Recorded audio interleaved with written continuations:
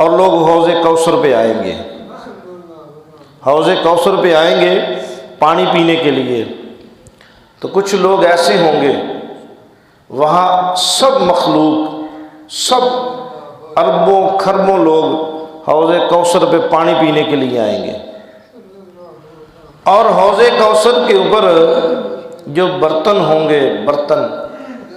وہ سونے اور چاندی کے برتن ہوں گے۔ ان کی تعداد کتنی ہوگی؟ آسمان کے ستاروں کے برابر ان برتنوں کی تعداد ہوگی۔ جتنے آسمان کے ستارے ہیں ان کی تعداد کے برابر ان برتنوں کی وہاں تعداد ہوگی، اور رسول اللہ صلی اللہ علیہ وسلم اپنے ہاتھوں سے اپنی امت کو پانی پلائیں گے۔ اور یہ بھی یاد رکھیں کہ جس نے حوض کوثر سے رسول اللہ صلی اللہ علیہ وسلم کے مبارک مقدس پاک اور طیب ہاتھوں سے حوض کوثر کا ایک گھونٹ پی لیا، تو حوض کوثر پینے کے بعد وہ جتنا بھی لمبا عرصہ جنت میں رہے گا اسے دوبارہ پیاس نہیں لگے گی۔ اللہ کرے کہ اللہ سے دعا مانگا کریں کہ اللہ ہم سب کو، اللہ ہمارے والدین کو، اللہ ہمارے پیاروں کو، اللہ ہمارے دوستوں کو، اللہ ہم سب کو، جتنی بھی میرے نبی کی امت ہے، اپنے محبوب کے ہاتھوں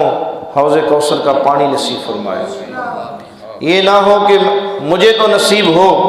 میری ماں کو نصیب نہ ہو، میری بیوی کو نصیب نہ ہو، میری بہن کو نصیب نہ ہو، میری بیٹی کو نصیب نہ ہو۔ آج اولاد کا دکھ اور غم کسی سے برداشت نہیں ہوتا۔ انسان کہتا ہے کہ میں زمین بیچ دوں، دکان بیچ دوں، گھر بیچ دوں،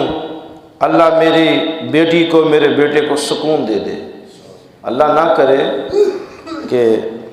آدمی اگر کوئی کسی کو بیماری آ جائے تو ہم پہلے پیسہ کماتے ہیں اور پھر وہ پیسہ ہم لگا دیتے ہیں کہ نہیں جتنا بھی لگے۔ کتنے لوگ آتے ہیں کہ جی جتنا بھی پیسہ لگے ہم لگائیں گے، بس میری والدہ بچ جائے، میرا باپ بچ جائے، میرا بیٹا بچ جائے، کہ یہ ایک محبت ہے۔ دنیا کا دکھ اپنوں کا برداشت نہیں ہوتا، تو کتنا عجیب منظر ہوگا کہ ہماری آنکھوں کے سامنے یا کسی کے سامنے ہمارے والدین کے سامنے اگر ہمیں جہنم میں ڈال دیا گیا، یہ بھی تو ہو سکتا ہے نا کہ باپ جنتی ہو، بیٹا